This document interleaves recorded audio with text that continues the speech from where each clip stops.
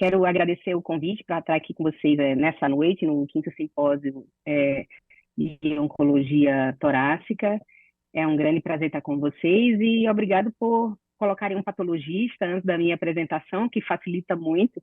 Eu vou falar de terapias adjuvantes e, como o Fábio comentou na aula dele, o patologista pode ser um grande maestro realmente no tumor board. Isso está cada vez virando uma maior realidade, né, quando a gente fala de oncologia torácica. Então, vou iniciar aqui a minha apresentação. Não tenho um conflito de interesse nenhum para essa apresentação. Bom, eu dividi essa apresentação em 4 tópicos. Vou iniciar com a introdução, falar um pouco de adjuvância com o uso de droga-alvo, de adjuvância com imunoterapia e quais são os maiores desafios assim, do oncologista clínico quando ele recebe esse paciente, ou até mesmo antes desse paciente ser operado. Realmente, um dos primeiros desafios é reduzir a mortalidade dos pacientes com câncer de pulmão, né? Nós sabemos da grande taxa de mortalidade desses pacientes, a estimativa é que essa incidência de câncer de pulmão siga aumentando, né? Essa incidência vem aumentando principalmente em mulheres no Brasil e mundialmente. O que se espera é que a incidência de câncer de pulmão até ultrapasse a incidência de câncer de mama mundialmente. Então, cada vez mais nós vamos estar com esses pacientes aí para decidir a conduta. E existe um racional para que a gente faça um tratamento complementar, né? Devido a essa alta mortalidade. Quanto mais avançado esse paciente se encontra o diagnóstico, maior a chance dele vir a morrer pelo câncer de pulmão. E o que a gente vê na realidade é que o diagnóstico precoce é muito difícil. Mesmo com os dados que a gente tem de rastreamento, da importância do rastreamento, esse rastreamento ainda não é pouco aplicável aqui no Brasil. Então, a gente ainda tem diagnósticos de pacientes com a doença bem avançada. Qual seria, então, o objetivo desse tratamento adjuvante? Então, eliminar doença oculta. Será que a gente vai conseguir curar os nossos pacientes com cirurgia, uma complementação de um tratamento em adjuvância?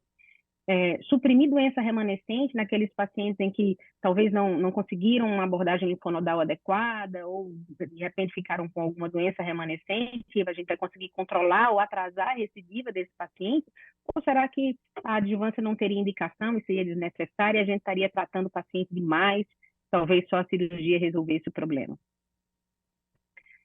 No contexto de adjuvância, nós, oncologistas clínicos, sempre precisamos estar muito próximos do cirurgião, né? A equipe precisa estar presente e discutir esses casos, né? Os cirurgiões, eles vão avaliar se esse paciente é um paciente operável, se clinicamente ele tem condições cirúrgicas, né? Muitos pacientes, às vezes, não têm por indicações cardiovasculares ou indicação de função pulmonar.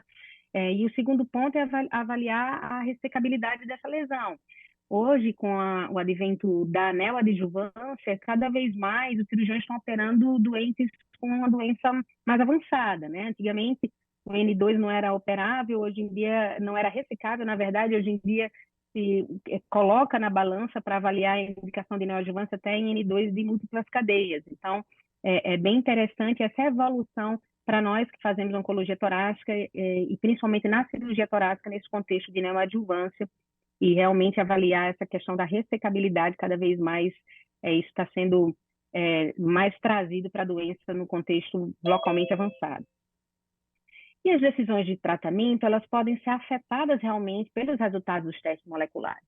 Então, se você tem qual é o perfil molecular desse paciente, você consegue definir se é melhor, se um paciente vai para um momento de neoadjuvância, se esse paciente, o melhor momento para a cirurgia, se esse paciente realmente merece receber uma terapia adjuvante, seja ela com droga-alvo, imunoterapia ou quimioterapia. Dessa forma, a gente conduzir melhor o nosso paciente.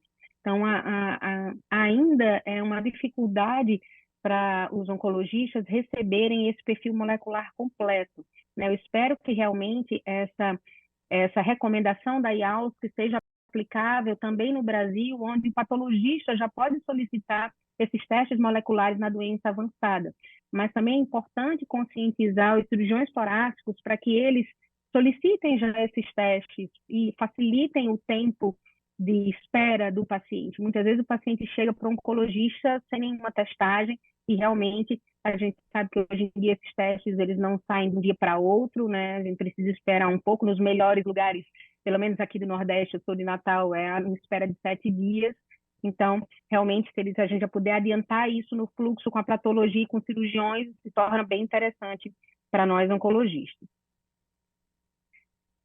E realmente nós temos vários drivers identificados e várias drogas recomendadas para o paciente. Todas essas medicações que estão nesse slide são medicações já aprovadas para uso no Brasil, isso no paciente no contexto metastático, mas a gente também precisa de testagem molecular, nem que seja uma testagem mínima, como foi comentada pelo Fábio. Em relação ao EGFR e o PDL1, eu colocaria também o ALK no contexto da neoadjuvância, mas realmente os testes moleculares são imprescindíveis para um caminhar correto, para uma jornada ideal no tratamento do nosso paciente com câncer de pulmão, e a gente está falando aqui do câncer de pulmão de não pequenas células. O perfil também do PDL1 é importante, esse é o perfil que foi levantado dos pacientes com PDL1 no Brasil, né? Praticamente 50% para cada lado, de PDL1 positivos e PDL1 negativos, e isso aí vai ditar para a gente uma predição de resposta à imunoterapia, uma indicação de tratamento, seja no contexto de adjuvância, de neoadjuvância ou na doença metastática. E isso é o que nós tínhamos anteriormente da era dos TKIs e da imunoterapia, que era a quimioterapia com dobra de platina. Então, ficamos muitos anos com esse esquema de quimioterapia, desde 2005 até 2020, quando vieram os primeiros dados de TKI em pacientes ressecáveis no contexto de adjuvância. Essa foi a meta-análise LACE, mostrando para a gente o benefício da quimioterapia adjuvante. Então, esse benefício existe, porém, esse benefício é um benefício muito pequeno, que gira em torno aqui de 5% aos custos de uma toxicidade alta. E isso nos faz colocar naquela balança, será que a gente está tratando demais? Então, durante muito tempo, nós pesamos muito a indicação da quimioterapia nos nossos pacientes. Apesar do ganho de sobrevida de 5%, alguns pacientes idosos ou com comorbidades se colocava na balança. Ainda se coloca na balança. Esse é o forest plot mostrando realmente que o benefício da quimioterapia é independente do dobra de platina, mas o mais comum seria o vinorelbine e cisplatina, acaba sendo o que mais se usa. E em relação ao estadiamento, os pacientes com estadio 1A não tiveram benefícios, então o benefício é apenas para pacientes estadio 1B acima de 4 centímetros, ou que tenham linfonodos comprometidos, e esses são os que a gente indica quimioterapia adjuvante até hoje. E o que temos hoje, depois do advento dos inibidores de tirosina quinase e da imunoterapia? Então, os primeiros estudos mostraram que o uso de TKI, tanto em primeira, segunda geração e em terceira geração, poderiam ser benéficos para esses pacientes que possuíam mutação em EGFR, e que o uso da imunoterapia também poderia beneficiar esses pacientes. Nesse slide, existem vários estudos que já demonstraram resultados, e eu vou comentar com vocês aqui nessa apresentação alguns deles. Iniciando por droga-alvo, né? Droga-alvo para o EGFR. Então, o EGFR é uma mutação presente em cerca de 20% da população brasileira e é um alvo direcionado para uma droga específica. Visando esse alvo, foi apresentado na ASCO de 2020 os primeiros dados do resultado do estudo ADAURA, onde eles incluíram pacientes em estadio clínico 1B a 3A, então pacientes tinham que ter o tumor maior que 3 centímetros e que tinham mutação em EGFR ou deleção do 19 ou mutação em ESCO21, L858R. Esses pacientes foram randomizados para receber osimertinib, 80 miligramas, ou placebo. Esses pacientes eram operáveis e depois eles recebiam em adjuvância quimioterapia ou não recebiam quimioterapia. Depois da quimioterapia, osimertinib 3 anos ou placebo. Endpoint primário, sobrevida livre de doença. Esse estudo foi publicado no New England em 2020, atingiu seu endpoint primário de sobrevida livre de doença. Aqui foi em relação aos pacientes que fizeram quimioterapia, então, quanto mais avançado os pacientes de estadio 3A, a grande maioria fez quimioterapia adjuvante, mas alguns pacientes não fizeram quimioterapia também. E o benefício em relação à sobrevida livre de doença para o endpoint primário estadio 2 e 3A, um hazard ratio de 0,17, para em relação ao uso de quimioterapia, o benefício foi positivo tanto nos pacientes que usaram quimioterapia, como naqueles pacientes que não fizeram a quimioterapia em adjuvância, um pouquinho melhor para os que fizeram a quimioterapia em adjuvância. Esse é o dado de sobrevida livre de doença em estadio 2 a 3A atualizado, tá? Da ASCO de 2022. Esse, na verdade, foi apresentado na ESMO de 2022. Eu vou mostrar o dado da ASCO desse ano, apresentado há poucos dias.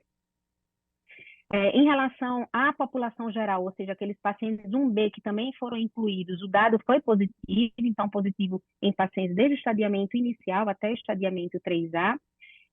Proteção no sistema nervoso central para esses pacientes, interessante a ação do osimertinib comprovada na proteção do sistema nervoso central, que é um dos principais focos de metástase para os pacientes com câncer de pulmão. E essa realmente é a atualização da ASCO, com os dados de sobrevida tão esperados por todos nós que fazemos oncologia torácica, foi apresentado há poucos dias em Chicago. Ele fez um overview dos estudos anteriores, mostrando que com o TKI de primeira e segunda geração, nós não tivemos ganho em sobrevida, porém, com a Daura, a gente teve o ganho em sobrevida livre de doença, o ganho em sobrevida livre de doença no sistema nervoso central, e também o ganho em sobrevida global. Então, o endpoint do estudo foi atingido, um hazard ratio de 0,49 para os pacientes que fizeram osimertinib em adjuvância versus os pacientes que não fizeram. Então, cerca da metade dos pacientes que receberam o tratamento estavam vivos e se beneficiaram, vivos e sem doença, né, e se beneficiaram do tratamento. Então, um hazard ratio bem interessante. Em relação também à população 1B, aqueles tumores iniciais com tumor, lembrando que na Daura só entrou pacientes com tumores maiores que 3 centímetros, hazard ratio também de 0,49. Em relação ao uso de quimioterapia adjuvante, o interessante é que no dado de sobrevida, os pacientes que não fizeram quimioterapia adjuvante tiveram um hazard ratio até um pouquinho melhor, 0,47, versus aqueles pacientes que fizeram quimioterapia adjuvante. Então, a quimioterapia, ela é sim importante, mas pode existir alguns pacientes onde a gente pode não realizar a quimioterapia e entrar direto com o osimertinib, e isso deve ser avaliado caso a caso. Em relação à qualidade de vida, não modificação na qualidade de vida com o uso de osimertinib. E o estudo foi publicado no New England no dia 4 de junho desse mês, né?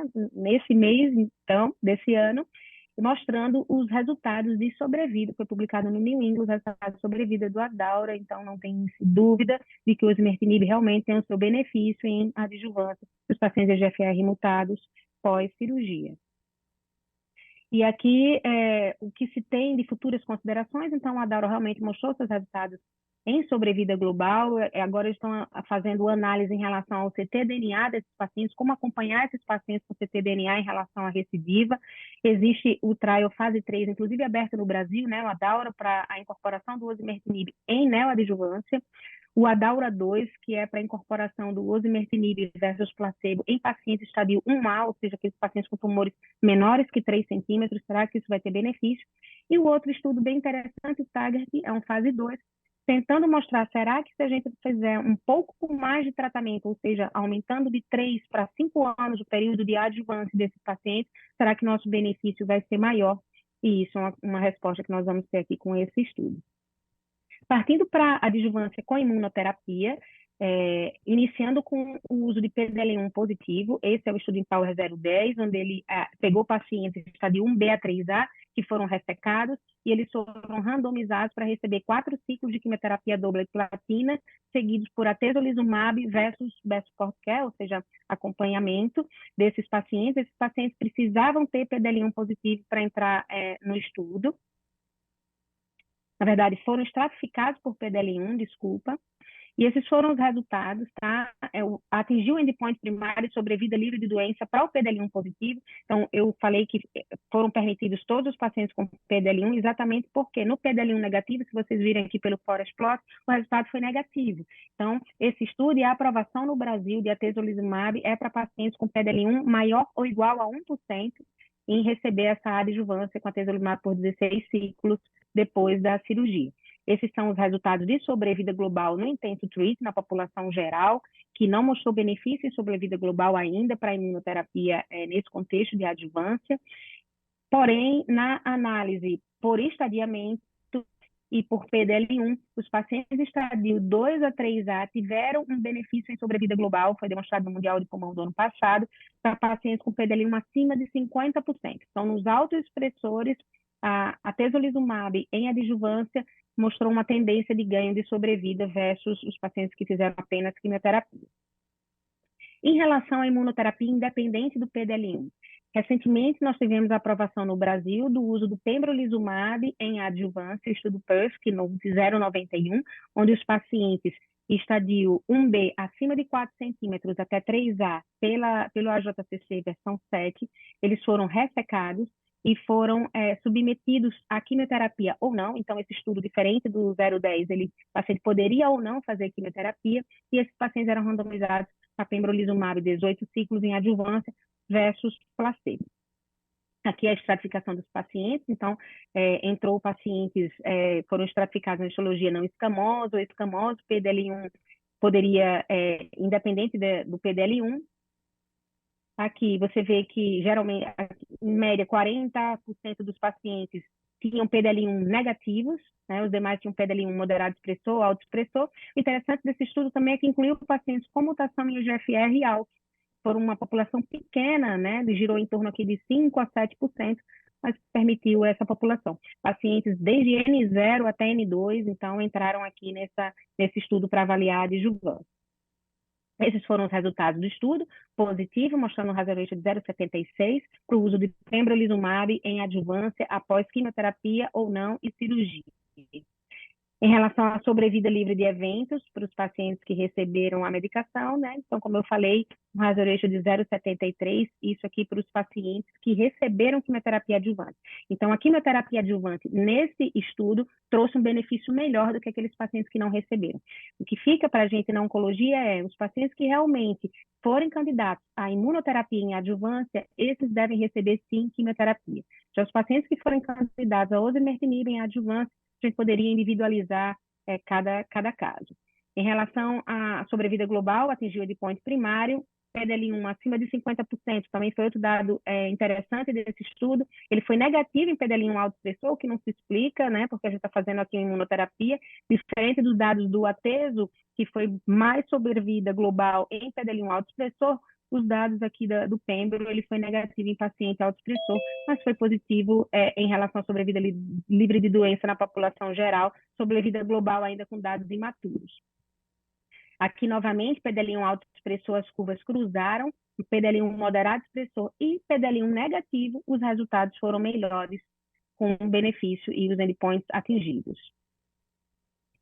Forest plot mostrando para a gente que houve benefício também em pacientes com mutação em EGFR e pacientes com PDL1 aqui, como eu falei, baixo expressor, moderado expressor, o benefício foi maior. Ainda sem ganho em sobrevida, tá? Com resultados ainda iniciais. Em relação ao tipo de cirurgia, tanto fazia se fosse realizado a bilobectomia, lobectomia ou pneumectomia, os resultados foram bem parecidos. Em relação ao N, foi melhor em pacientes N0 e N1 do que em pacientes com doença mais avançada, né? Esses pacientes tiveram realmente uma recidiva maior. Em relação ao tamanho do tumor, pacientes com tumores maior que 4 centímetros realmente foram os que foram mais beneficiados e foram os pacientes que foram incluídos aqui no protocolo. Em relação à toxicidade, a toxicidade de imunoterapia já é bem conhecida, mais eventos imunomediados, mas toxicidade manejável, nenhuma toxicidade muito diferente do que a gente vê e do que se vê com o grupo placebo, né, a não ser a toxicidade imunomediada. Então, para concluir nesse slide, para usar amanhã no consultório para nós da oncologia, pacientes EGFR mutados, exon 19 e 21, de estadio 1B a 3A, osimertinib na dose de 80 mg por 3 anos, ele reduz a recorrência em 36 meses em cerca de 79%, não altera a qualidade de vida dos nossos pacientes.